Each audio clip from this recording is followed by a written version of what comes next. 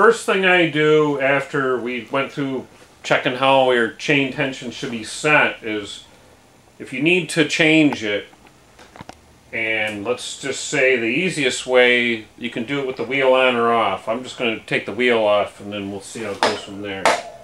You take your nut off your axle, use a rubber mallet, and you can knock the axle out the other side. Hold that wheel with your right hand.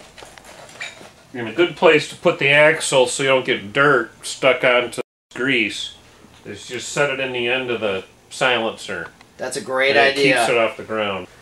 Then your next step would be, you lift that chain off the sprocket and you should be able to roll your wheel right out.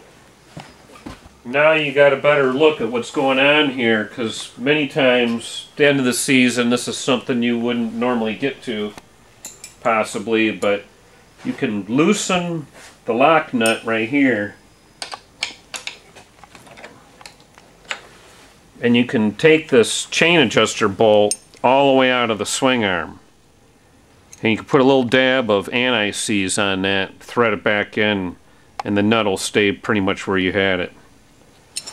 So you can do that to both sides. So we're going to put the wheel back on.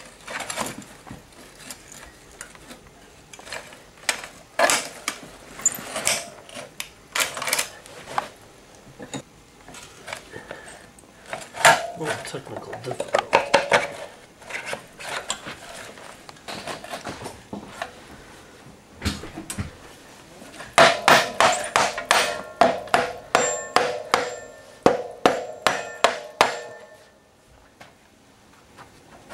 Alright, now we have the axle back in, and we want to make sure when we tighten the nut up on the other side that the adjuster is tight up against the bolt, so it's the same on both sides. The best way to do that is to take a rag,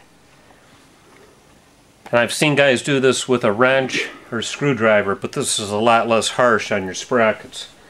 Put it right in front of that top of that sprocket, turn it, and it'll force that space to close up, so when you tighten that nut up, both sides will be in the same place.